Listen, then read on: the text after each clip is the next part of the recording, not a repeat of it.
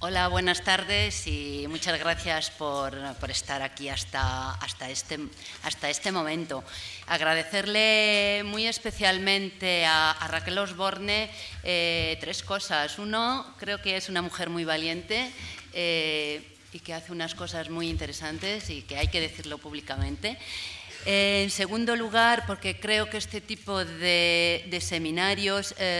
están contribuyendo a crear una teoría social sobre la sexualidad, sobre la representación, sobre el género de la que no tenemos mucha producción en nuestro país y especialmente del periodo y de los años que estamos tratando. Y en tercer lugar, porque creo que con este tipo de acciones estamos contribuyendo a producir una pedagogía liberadora y más libre, dando voces y haciendo visibles a memorias, a personas, a afectos, a luchas y sexualidades negadas o ninguneadas por las historias oficiales. Y no solo por la de los vencedores, en este caso, en la contienda tras la guerra civil, sino también por todos aquellos que siguen todavía hoy construyendo la historia desde postulados androcéntricos y heteronormativos. Creo que este seminario hace un esfuerzo en ese sentido por desmantelar estas posiciones. En segundo lugar, bueno, yo he preparado una ponencia, también traía un vídeo, un pequeño ensayo visual. Creo que no me da tiempo ni a hacer la ponencia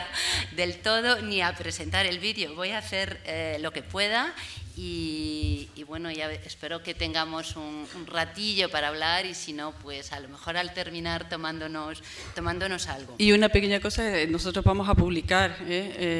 sintéticamente también las intervenciones de aquí, que lo sepa, que esto tiene continuidad.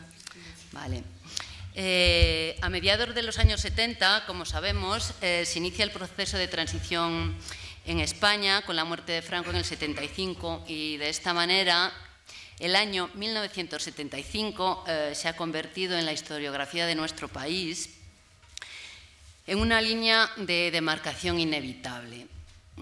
Ya estemos hablando desde el punto de vista político, como del socioeconómico o el cultural. La muerte del dictador en noviembre de ese año desencadenó sin duda toda una serie de grandes transformaciones en los ámbitos citados. Sin embargo, a mí lo que me interesa resaltar, y desde mi modo de ver, es que no podemos olvidar que uno de los mitos nacionales que aún queda por desmantelar y analizar históricamente es el de que en ese momento, hoy percibido como fundacional de la democracia española, reciente, se origina y empiezan todas esas transformaciones. Es un mito que este seminario está contribuyendo a desmantelar. Más bien, y lo hemos comprobado a lo largo de todas las intervenciones, parece que los cimientos para la transformación social, en todos sus aspectos que tan evidentes se harían a partir del 75, se habían puesto bastante antes, especialmente a partir de la década de los 60. También todos aquellos relativos a las luchas feministas y al feminismo teórico, por supuesto. El feminismo tenía ya, antes de la muerte del dictador, su propio circuito clandestino. Y también lo tenía el lesbianismo. Después de lo escuchado aquí, el primer día, el testimonio que nos presentó Luisa Salmerón, no queda duda que el lesbianismo tenía su propio laberinto de estrategias de existencia y de sobrevivencia y, por lo tanto, de resistencia política. La política está en la arena pública, se manifiesta en la arena pública, pero no podemos olvidar que existe y se genera y se produce política desde todos los circuitos privados. Es decir, las lesbianas y las feministas con todas sus luchas no podían salir explosivamente de repente en los años 75 si previamente no hubiese todo un circuito privado en el cotidiano, construido por experiencias lesbianas y por experiencias, digamos, de sexualidades no normativas. A mí eso me parece un dato a subrayar y a tener muy en cuenta.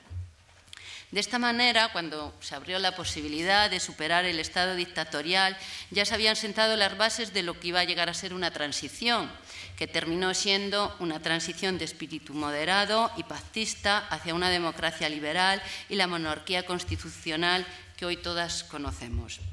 Para mí, mantener esta visión supone que, al lado de las rupturas, que yo creo que son imprescindibles, citar para dar cuenta de el profundísimo cambio que supone la muerte del dictador y el paso a la democracia, no podemos tampoco olvidar nunca las continuidades que la transición y luego la democracia asumen con el régimen dictatorial que les precedió.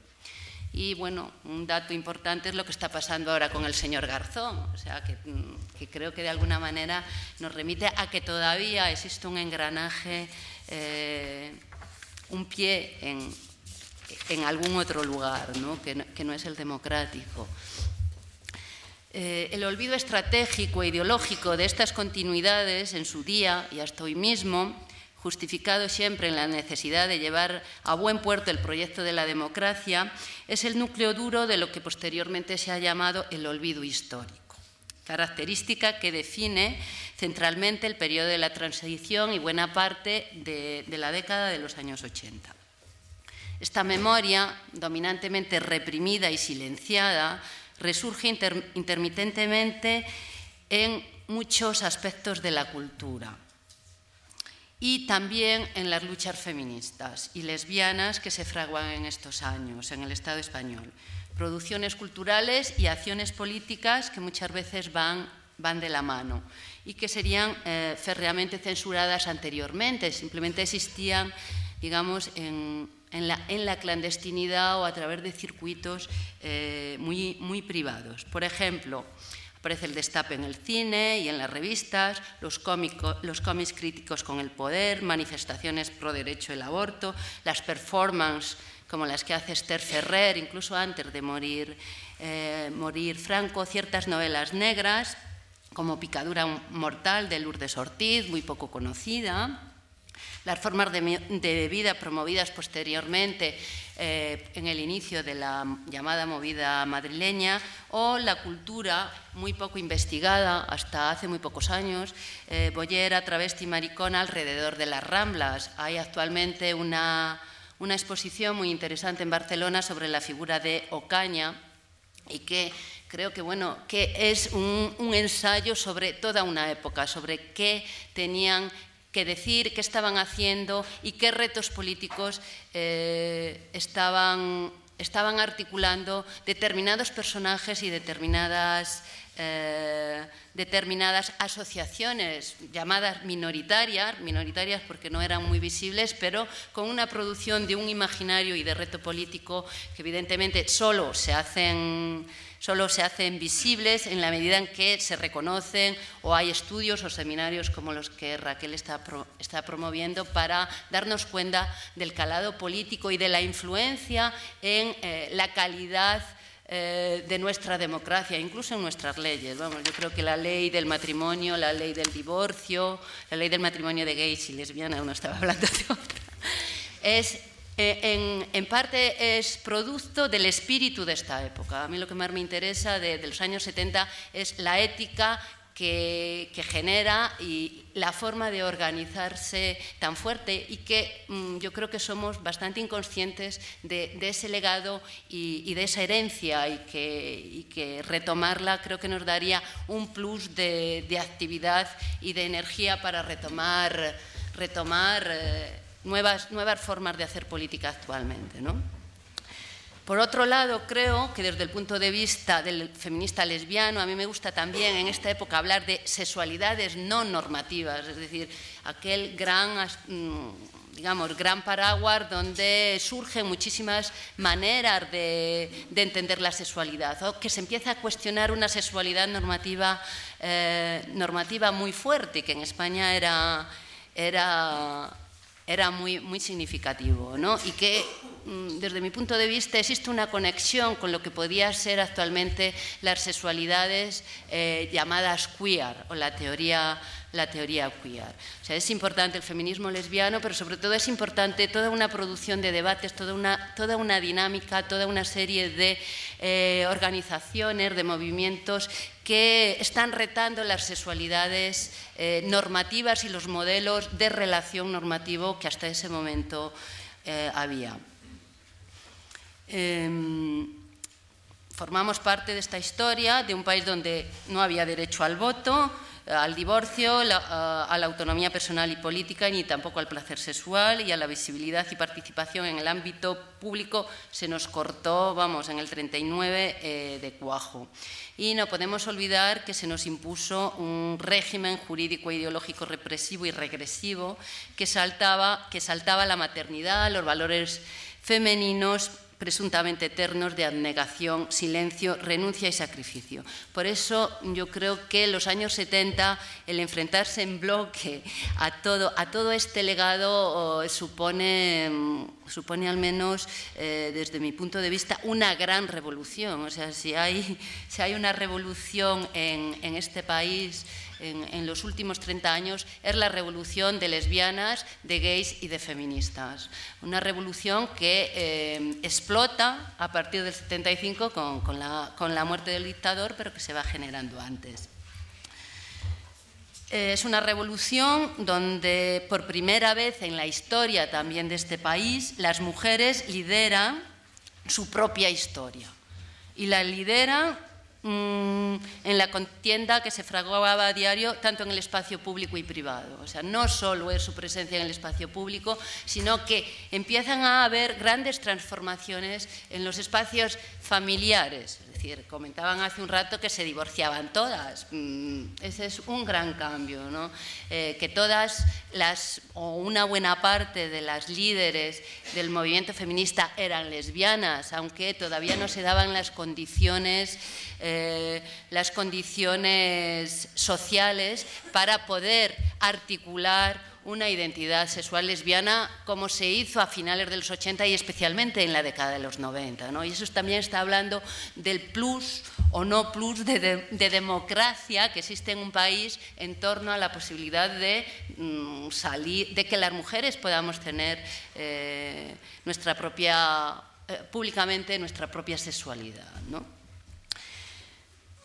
Bueno, en este contexto que yo subrayo, para mí es una revolución, lesbianas, gays, transexuales, ¿no? También, o sea, el hecho de que Ocaña, o sea, como personaje, pero que exista un movimiento de transexuales y de expresiones de identidades diferentes como la que Ocaña simboliza, también es un hecho muy significativo. Y también es muy importante subrayar que durante 5 años en este país, y también es muy especial de España, todos estos movimientos, todas estas personas, lesbianas, gays, transexuales, mujeres feministas, se unen. Eso también es como un hecho histórico importante. Y se unen a pesar de los muchos debates internos y a pesar de las muchas diferencias y de la lucha política y de la batalla ideológica tan dispar que había en el seno de estos propios grupos. Se unen durante 5 años organizándose en frentes también radicales, o sea, no se llaman colectivos, se llaman frentes radicales por la liberación sexual. Eso también es muy importante. Y se unen oponiéndose primero al régimen y luego al inmovilismo en cuestiones de libertad sexual en la transición y en la post-transición. Especialmente con la ley de peligrosidad sexual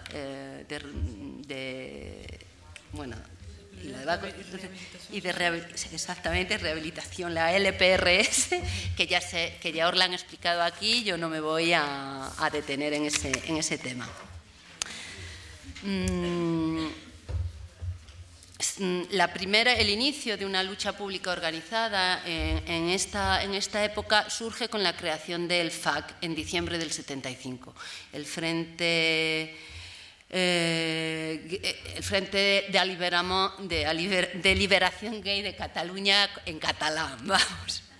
en diciembre del 75, al que se unirán lesbianas, creando posteriormente en su seno los primeros grupos de lesbianas en 1977, que surgen en Barcelona y en Valencia posteriormente, en el resto del Estado, Madrid, y se hacen las primeras jornadas de lesbianas también en esa época en el Estado español. Unos pocos años más tarde, también hay que señalar que las lesbianas salen de los frentes de liberación gay en los que se han organizado y deciden luchar y organizarse estrictamente en frentes y coordinadoras frentistas feministas. Es una lucha contra el patriarcado y en busca de un cambio legislativo amplio. Sin embargo, este cambio, o sea, este proceso de integración absoluta de una manera además casi generalizada, lo que suponía una gran fuerza para el conjunto del movimiento, para las lesbianas en particular, la construcción de una identidad sexual lesbiana, su representación pública, su praxis política, quedaría aplazada en el tiempo, eclipsada en buena parte bajo la categoría del género, y la agenda política feminista que daba prioridad a abolir el adulterio, lo que hablaban anteriormente aquí, conseguir una ley en pro del divorcio o del aborto, acceso a los anticonceptivos, además de toda una serie de luchas laborales que eran muy importantes. Todas estas luchas eran luchas promovidas por las lesbianas, eso también es importante señalarlo. Sin embargo, su construcción política, la identidad pública y política de las lesbianas de una manera masiva, de una manera plural, se iba entretejiendo de una manera, dentro de este movimiento feminista, de una manera bastante fragmentada, en muchos casos anecdótica, y es en los años 90 donde yo creo que las condiciones políticas de este país, el que existe una nueva generación también de lesbianas y de mujeres jóvenes, el que hace que el lesbianismo irrumpa en todas sus dimensiones en el espacio público. Yo quería ahora meterme pero no sé si tendré tiempo y voy un poco acelerada y no estoy acostumbrada a hablar tan rápido, no soy como Begoña, que tiene una velocidad increíble y es capaz de hacerlo. Bueno, quería hablar un poco, y además estamos en un lugar, un centro de arte contemporáneo, el Reina Sofía, un poco la relación de las políticas feministas lesbianas en esta época con el arte, con las prácticas culturales, especialmente con las artes visuales, porque me parece importante ver esas conexiones o no conexiones, o porque no tenemos un legado de representación feminista de estos años, o porque no se ve, o porque nadie quiere verlo, o sea, como el lesbianismo, ¿no? O cómo el lesbianismo está o deja de estar en estas prácticas culturales. ¿Y qué significa prácticas culturales feministas? También, yo creo que es importante, ¿no? Y quiero hablarlo porque, bueno, tuve la suerte, a pesar de los desacuerdos, de participar en un proyecto hace 3 años que se llamaba Desacuerdos, promovido por el MAC, Telecu, UNIA y, no sé, varias instituciones, y se nos encargó a María Ruido, a Carmen Navarrete y a mí misma hacer un estudio sobre la cultura, desde la cultura feminista, desde el final de la dictadura hasta los pactos de la transición como primer eje y ver cómo esto se había evolucionado hasta la actualidad. Nosotras pretendíamos cartografiar las relaciones entre las prácticas políticas y las prácticas artísticas desde el final de la dictadura, es decir, desde la transición hasta hoy en día, siendo conscientes de las limitaciones de una empresa de este tipo, como hablar de todo este periodo ahora en 30 minutos, vamos, o sea que perdonadme, que me voy a olvidar muchísimas cosas. e intentábamos subrayar las conexiones entre representación, contexto político y prácticas políticas y estéticas feministas, para apuntar algunos debates y armar un marco de discursos que fuesen fructíferos en el presente e intentar trascender un discurso dominante que es simplemente contar mujeres y describir hechos. Es decir, cómo podemos contribuir desde el siglo XXI, desde ahora, a hacer una teoría social, una teoría política importante sobre el arte, la cultura, la representación y el feminismo. O sea, normalmente lo hacemos sobre otros países. Por ejemplo, Raquel Osborne se fue a Estados Unidos e hizo su tesis, aunque luego ha hecho muchas cosas sobre España, pero normalmente nos íbamos y nos hemos seguido yendo en la década de los 90 al extranjero. Todo en el extranjero nos parecía fantástico, muchas investigaciones sobre las artistas, el cine en Estados Unidos, en Inglaterra, en Francia, en Alemania. Casi nunca o muy pocas veces aterrizamos en España para hacerlo, y cuando lo hacemos nos damos cuenta que nos falta una teoría política, una teoría social potente, feminista, para analizar todas esas representaciones. Bueno, fue nuestro pequeño granito, y también un granito frustrado en el tiempo, como tantos otros granitos frustrados, pero que poco a poco yo creo que el mimbre aparece y el cesto se hará. Muchos y muchas de las protagonistas nacieron en la dictadura, unos en la posguerra y los más jóvenes que entrevistamos durante ese periodo en los años 50, en el que el franquismo fue más duro y en los que se impuso, ellos decían, una paz social a fuerza de una férrea represión ante toda disidencia, ¿no? O sea que la revuelta feminista radical y autónoma, que se empezó a fraguar a finales de los 60 y principios de los 70, tendrá su máxima visualización, como decía, en el 75, tras la muerte del dictador, pero también porque se celebra el Año Internacional de la Mujer en ese año, que en España, por la agitación política que había tan fuerte, servirá para ofrecer una resistencia a las posturas oficiales de la sección femenina. Estoy segura que en los debates que se han producido aquí, no he podido estar en todas, pero seguro que ha salido.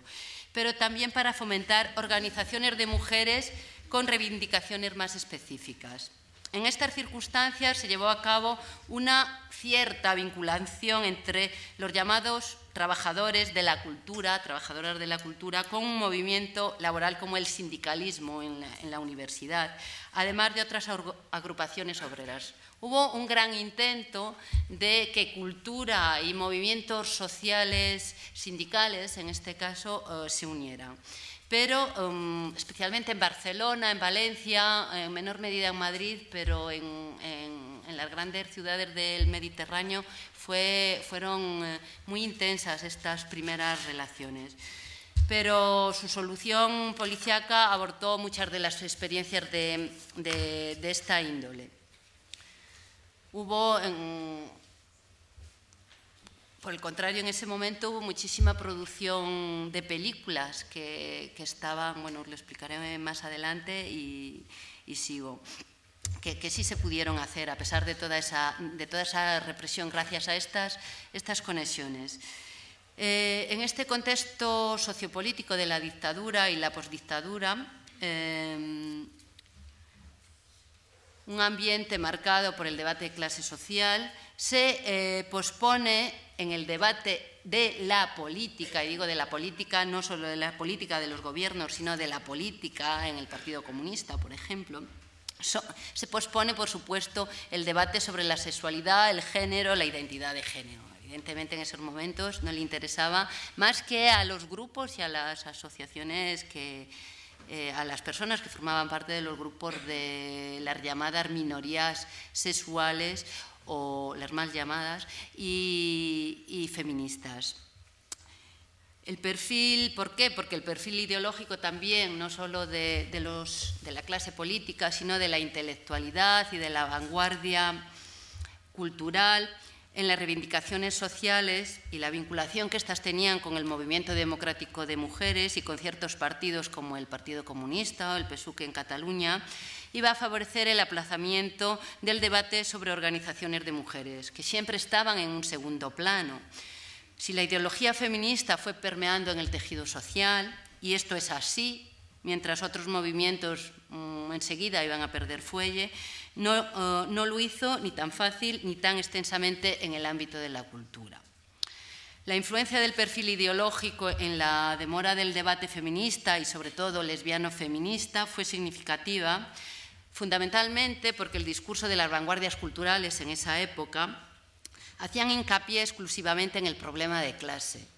social y clase social obrera masculina, mayoritariamente, y en las urgencias políticas como las reivindicaciones de amnistía, de libertad de expresión, etc., lo cual paralizaba las reivindicaciones que las mujeres y los grupos de lesbianas, de gays, estaban impulsando. Aunque no escasea el arte ni expresiones culturales de todo tipo con contenido social, las cuestiones detonantes dentro del contexto del tema de la mujer y las sexualidades no normativas no son fáciles de rastrear en la construcción estética y cultural de este periodo. La lista de artistas y de trabajos que se interesan por ello no es abundante, aun teniendo referentes significativos que reformulan las prácticas artísticas de acuerdo con las demandas conceptuales y la crítica institucional. O sea, prueba de ello es, por ejemplo, la exposición de Ocaña actualmente en la revisión, que no solo es de Ocaña, es del contexto y de la época, ¿no?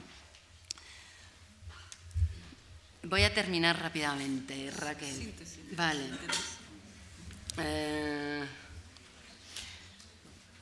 Bueno, yo creo que uno de los problemas principales que se arrastra desde esa época es que el movimiento feminista no es tomado en serio, a no ser por las propias personas que conforman ese movimiento. Y a pesar, bueno, a ver cómo salto yo todo esto, a pesar de todo ello, en este momento surgen los llamados nuevos movimientos sociales. El movimiento homosexual y especialmente el de mujeres toma el relevo de la producción discursiva y de los discursos críticos en el desarrollo de las estrategias políticas opositoras. ¿Qué quiero decir? Que es que a pesar del declive en la oposición que supone la transición de cierta movilidad social, los movimientos feministas y los movimientos de gays y lesbianas están en su mayor auge histórico. Y eso hace que tengan cierta influencia y cierta sensibilidad o participen determinadas artistas con ellas. Por ejemplo, los trabajos de Cecilia Bartolomé, que considero que hace la primera película feminista, una que se llama Vámonos, Bárbara, de 1977, aparte de hacer documentales de la época muy interesantes conjuntamente con su hermano. Y aparecen nuevos comportamientos artísticos que también están muy a la par con el tipo de manifestaciones y prácticas políticas que están haciendo gays, lesbianas y feministas, como puede ser el happening, el body art, el arte de acción. O sea, tiene mucho que ver todas esas prácticas artísticas que en concreto en España las hacen las mujeres artistas, aunque ellas no se denominen feministas, tiene mucho que ver con las prácticas políticas feministas de gays y lesbianas. Pero bueno, me salto todo esto y bueno, lo único, decir algo que comentaba Matilde Ferrer, hermana de Esther Ferrer, que creo que ellos son dos referentes de la década importantísimos, cuando le hacíamos una entrevista en relación a qué pasaba con las mujeres artistas en los años 70 y sus prácticas políticas y qué significaba ser mujer feminista artista, y ella nos contestaba: Nos faltaba cultura histórica, nos faltaba conciencia y seguridad en nosotras mismas para poder trabajar cuestiones feministas de una manera radical. El verdadero problema para las mujeres artistas fue la falta de soporte teórico. El trabajo en profundidad que podría haberse hecho de un modo colectivo no se dio de manera totalmente individualizada.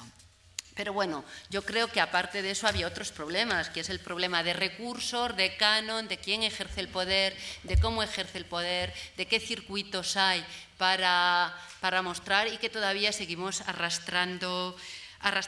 esa, digamos, esa invisibilidad. Bueno, creo que la lucha de las mujeres y de otros grupos al margen del discurso oficial que pueda haber en cualquier contexto histórico es una lucha ideológica, es una lucha ética, es una lucha política, y como tal no es una lucha que tenga fin, o sea, es una lucha que se reinventa, se regenera, se reproduce con cada generación y en cada contexto social e histórico que nos toca vivir. Y en ese sentido, bueno, todos aquellos y todas aquellas que dicen el feminismo ya es una etapa pasada, ya no existe, ya no tiene sentido, pues le diría que tenemos que aprender del espíritu de los años 70 para reinventar esa acción y ese legado que nunca hemos debido perder y que siempre estamos a